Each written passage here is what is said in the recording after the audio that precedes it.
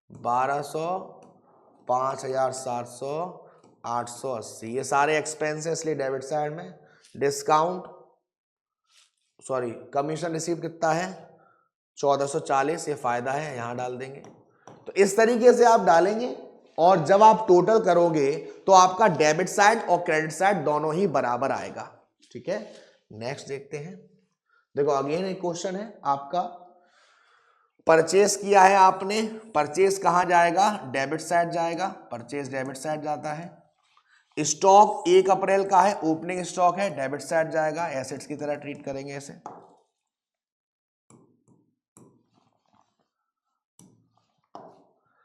Sales credit side जाएगा। Salary expenses खर्चे हैं, डेबिट साइड जाएगा। लीज होल्ड प्रीमिसेस एसेट्स होता है, एसेट्स की तरह ट्रीट करेंगे, डेबिट साइड जाएगा। Free hold premises debit side जाएगा। लीज होल्ड यानी आपने किसी से लिया है कर्जे पर, रेंट के रूप तरह होता है, लीज हम बहुत सालों के लिए लेते हैं, फ्री होल्ड आपका है। रिटर्न इनवार्ड यानी कि सेल्स रिटर्न है, डेबिट साइड में जाएगा। फर्नीचर फिक्चर एसेट्स है, डेबिट साइड में जाएगा। इक्विपमेंट एसेट्स है, डेबिट साइड में जाएगा। रिपेयर्स टू इक्विपमेंट खर्चा हो गया, डेबिट साइड जाएगा। डेप्रीशिएशन खर्चा है, डेबिट साइड जाएगा। Proprietors withdrawal, proprietors withdrawals drawings है, डेबिट साइड जाएगा। सैलरी डेटर्स एसेट्स है, डेबिट साइड जाएगा। सैलरी क्रेडिटर्स लायबिलिटी है, क्रेडिट साइड जाएगा। बैड डेब्ट्स नुकसान है, डेबिट साइड जाएगा। इन्वेस्टमेंट एसेट्स है, कहां जाएगा, डेबिट साइड जाएगा। इंटरेस्ट ऑन इन्वेस्टमेंट ये इनकम है हमारे लिए, फायदा है हमारे लिए, तो कहां आएगा, क्रेडिट साइड में आएगा। लॉन्ग टर्म बोरोइंग्स लायबिलिटी है, क्रेडिट साइड में आएगा। लोन फ्रॉम बैंक लायबिलिटी है, क्रेडिट साइड में आएगा। इंटरेस्ट ऑन लोन जब हमने कर्जा लिया उस कर्जे की ब्याज भी देनी पड़ी, भाई देनी तो पड़ेगी ब्याज, तो इंटरेस्ट ऑन लोन हमारा कितना आएगा, डेबिट साइड में जाएगा, एक्सपेंस है। पेटी कैश अकाउंट आपके लिए एसेट्स की तरह है, डेबिट साइड आएगा। बैलेंस एट बैंक तो ये भी हमारे एसेट्स की तरह है। अब यहां पर क्या आएगा, देखो आपको दिख रहा है नॉट एडजस्टेड। नॉट एडजस्टेड का मतलब है आप इसे बैलेंस करते हो, बैलेंस का मतलब सिंपल है, सारी चीज बनाओगे फिर जो बैलेंस बचेगा उसे यहां पर आप शो करोगे। ठीक है ना, आपको दिख रहा है ना, the amount required to balance should be entered as capital. ठीक है, चलिए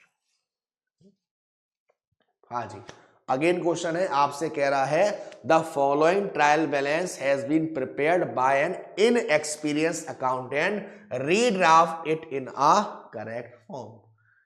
चलिए बच्चा लोग कंफ्यूज तो नहीं हो ना इसमें। स्टॉक आपका जो आपका बैलेंस आएगा, ये आपका स्टॉक दे रखा है नॉट एडजस्टेड, यानी कि बैलेंस करना है और बैलेंस आगे कैपिटल कहां जाएगा, क्रेडिट साइड में। ठीक है, कंफ्यूज मत होना बच्चा लोग। चलिए, तो ये आपको दिख रहा है कि ये एक इनएक्सपीरियंस अकाउंटेंट ने ट्रायल बैलेंस बना दिया है, नालायक ने। तो यहां पर कुछ नालायक ही करी होगी, लेकिन एक जादू दिखाऊं, मैच कर रहा है। ट्रायल बैलेंस तो मैच कर रहा है सर, फिर कैसे गलती हो गई, चलो देखते हैं कहां गलती हुई होगी। देखो कैश इन हैंड एसेट्स है, डेबिट में आएगा, डेबिट में ही डाला है। मशीनरी भी एसेट्स है, डेबिट में ही आएगा। परचेज भी डेबिट में ही आएगा। सैलरी डेटर्स भी डेबिट में ही आएगा। कैरेज इनवार्ड एक खर्चा है, डेबिट में ही आएगा। कैरेज आउटवार्ड भी खर्चा है, 1 2 3 4 5 6, 1 2 3 4 5, ये गलती कर दी एक। कैरेज इनवार्ड एक एक्सपेंस है, एक्सपेंस डेबिट में आएगा, 700 रुपए, यहां नहीं आएगा। उसके बाद वेजेस एक्सपेंस है, डेबिट में आएगा। रेंट एंड टैक्सेस एक्सपेंस है, डेबिट में आएगा। सैलरी क्रेडिटर्स लायबिलिटी है, क्रेडिट में आएगा। डिस्काउंट अलाउड, अगर आपने डिस्काउंट अलाउड किया है तो एक तरीके से आपके लिए तो नुकसान है। डिस्काउंट रिसीव्ड आपके लिए फायदा है, अलाउड आपके लिए नुकसान है, तो ये नुकसान कहां आना चाहिए, डेबिट साइड में, लेकिन यहां पर आपको दिख रहा है यहां डाल दिया है, तो ये गलत है, यहां डालेंगे। चलिए, रिटर्न आउटवर्ड, आउटवर्ड का मतलब सामान आपके पास से जा रहा है, परचेज रिटर्न है, तो ये क्रेडिट साइड में आना चाहिए, और हमें दिख रहा है ये डेबिट में डाल दिया, गलत है। यहां डालेंगे। उसके बाद रिटर्न इनवर्ड, सामान आपके पास वापस आ रहा है तो ये डेबिट में आना चाहिए, तो ये क्रेडिट में डाले। क्या नालायकी करी है भाई, चलिए कोई बात नहीं, ठीक। कैपिटल, कैपिटल कहां जाता है, क्रेडिट साइड जाता है, और यहां पर कहां डाल दिया, डेबिट साइड। यहां नहीं आएगा, यहां आएगा। और क्या दे रखा है, ड्राइंग्स, डी से ड्राइंग्स, डी से डेबिट, ये भी गलत कर दिया, क्रेडिट में डाल दिया है, यहां डालेंगे। बैंक लोन लायबिलिटी है, क्रेडिट साइड जाएगी, यहां डालेंगे। इंटरेस्ट ऑन लोन एक्सपेंस है, ये तो सही है, डेबिट में ही आएगा। ओपनिंग स्टॉक आपका गलत डाल दिया, ओपनिंग स्टॉक भी इधर लेके आएंगे। सेल्स आपका सही डाला है, डिस्काउंट रिसीव फायदा है, ये भी गलत डाल दिया, इधर डालेंगे। ऐसा करने के बाद दोबारा टोटल करेंगे और आपका ये जो अमाउंट है वो मैच कर जाएगा। तो ये तो कुछ बेसिक क्वेश्चन थे जो आपने ट्रायल बैलेंस के रूल के हिसाब से, बैलेंस के हिसाब से देखे। अब कुछ एरर्स होते हैं जो याद हो आपने पढ़ा था कहां पर, रेक्टिफिकेशन ऑफ एरर्स वाले चैप्टर में, वन साइडेड एरर्स और two sided errors. One sided errors ऐसे एरर्स थे जिनकी वजह से हमारा ट्रायल बैलेंस इफेक्ट कर रहा था और मैच नहीं कर रहा था, और टू साइड एरर ऐसे थे जिसकी वजह से ट्रायल बैलेंस पर कोई असर नहीं पड़ रहा था।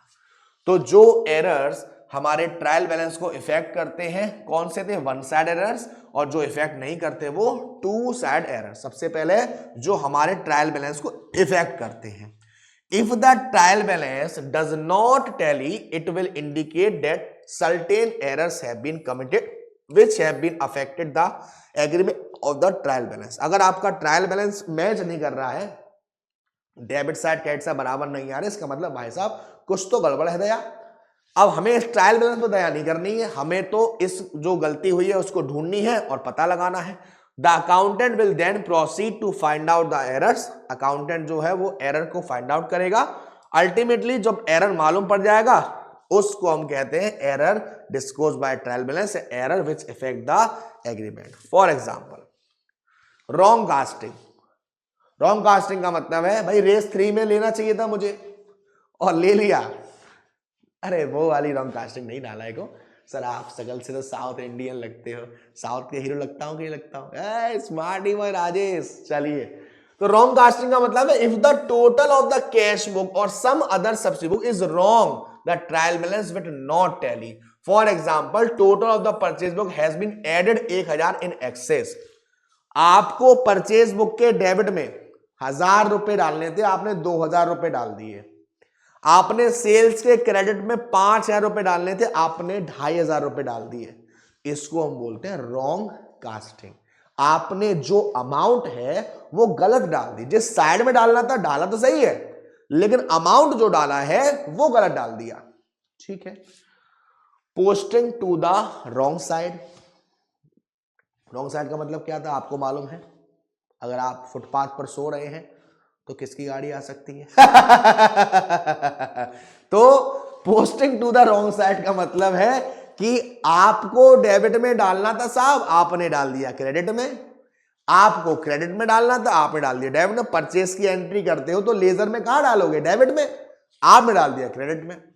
आप सेल्स की एंट्री करते हो तो सेल्स कहां करते हो, क्रेडिट में, आपने डाल दिया डेबिट में। उसको हम बोलते हैं posting to the wrong side. Next, posting of wrong amount. Sir wrong casting में और रॉन्ग अमाउंट में फर्क क्या है, देखिए इसमें क्या कह रहा है, when this total will be posted to the debit side of the purchase account it will also show an excess debit 1000 and hence the total will not tally. यहां पर आपने जो अमाउंट डाला है वो ज्यादा डाला है या कम डाला है, लेकिन यहां पर जो अमाउंट है वो आपने गलत डाल दिया है। सर दोनों में फर्क क्या है, उसमें ज्यादा है या कम है। इसमें क्या होगा, the trial balance will not tally if the posting in account is made with an incorrect amount. आपने सेम अमाउंट डाला है, सेम अमाउंट डाला है लेकिन गलत डाला है। 600 की जगह 60 डाल दिए, 700 की जगह 7000 डाल दिए।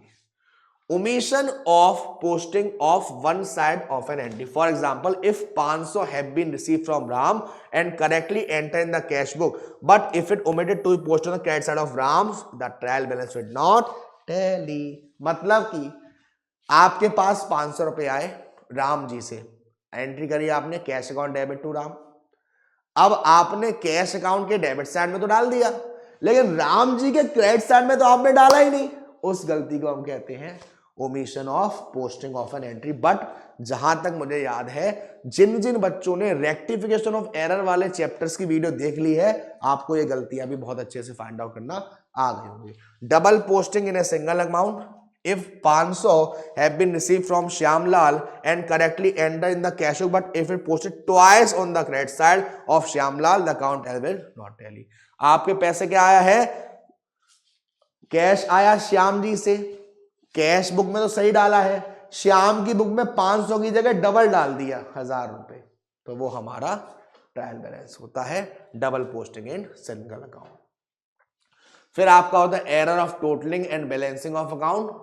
एरर्स में occur in the totalling of debit और credit side account in the ledger. आपने डेबिट साइड का या क्रेडिट साइड का टोटल करने में कुछ गलती कर दी। अब ऐसे एरर्स जो आपके ट्रायल बैलेंस पर अफेक्ट नहीं डालते, टू साइड एरर जिसे हम कहते हैं। मेन ऑब्जेक्टिव प्रिपेयरिंग होता है ट्रायल बैलेंस का चेक करना है एक्यूरेसी। हाउएवर कभी कभी डेबिट और क्रेडिट इक्वल आ जाते हैं, बट इसका मतलब भी ये नहीं है कि सब सही है, दाल में अभी भी कुछ काला है। जैसे error of omission, if a transaction remains all together unrecorded.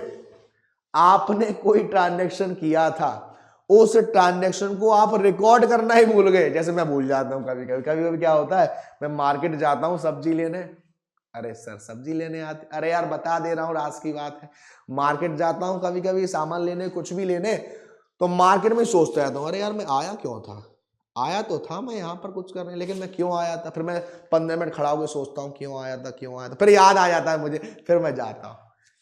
तो वही कह रहा है, if a transaction remain all together unrecorded either in journal या subsidy book, it will be term as error of omission. Such an error will not effect the agreement of a trial balance as neither the transaction has been entered. जैसे कि suppose goods for 2000 have been sold to Ram on credit and the transaction was omitted to be recorded in the books. कुछ होते हैं errors of commission. If a wrong amount is entered either in the journal or subsidy book, the trial balance will not tally because the same account will be posted in both the account।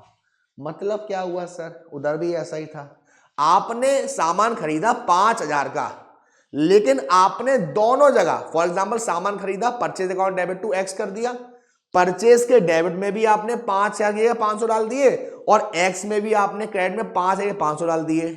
Amount 500 डाले हैं, debit में भी credit में भी, तो trial balance तो match करेगा, लेकिन अमाउंट क्या है, गलत है। इसे हम बोलते हैं एरर ऑफ कमीशन। अच्छा, इसी बात में मैं पूछ लूं आपसे, एरर ऑफ कमीशन में क्या करते थे, जिसका डेबिट ज्यादा हो गया सही करने के लिए एंट्री में क्रेडिट में डालते थे, जिसका क्रेडिट ज्यादा हो गया सही करने के लिए डेबिट में डालते थे, याद है, जिसका डेबिट कम हो गया सही करने के लिए डेबिट में डालते थे, जिसका क्रेडिट कम हो गया सही करने के लिए क्रेडिट में ही डालते थे। फिर है compensating errors. If the effect of one error is neutralized by the effect of some other error, such errors are called compensating errors। आपको राम जी के अकाउंट के डेबिट में डालना था, आपने सुनील के डेबिट में डाल दिया, गया तो डेबिट में ही। मतलब आपको किसी के अकाउंट के क्रेडिट में डालना था, लेकिन किसी और के अकाउंट के क्रेडिट में डाल दिया, उसको हम बोलते हैं कंपनसेटिंग एरर्स। जैसे कि posting on the debit side of Anil account 50 are posted instead of 500, and while posting debit side Sunil account 500 are posted instead of 50। अब यहां पर क्या कह रहा है, इसमें आपसे कह रहा है कि आपने जहां 50 डालने थे वहां 500 डाल दिए, और जहां 500 डालने थे वहां 50 डाल दिए, ऐसे भी ये न्यूट्रल हो जाएगा। फिर है error of principle, when some fundamental principle of accountancy is violated while recording a transaction, the error is term as error of principle. जब आप अकाउंटिंग प्रिंसिपल्स को भूल गए, आपने अकाउंटिंग प्रिंसिपल्स को वायलेट कर दिया, तो उसे हम बोलेंगे error of principle. For example, आपने कैपिटल एक्सपेंडिचर को रेवेन्यू एक्सपेंडिचर ट्रीट कर दिया।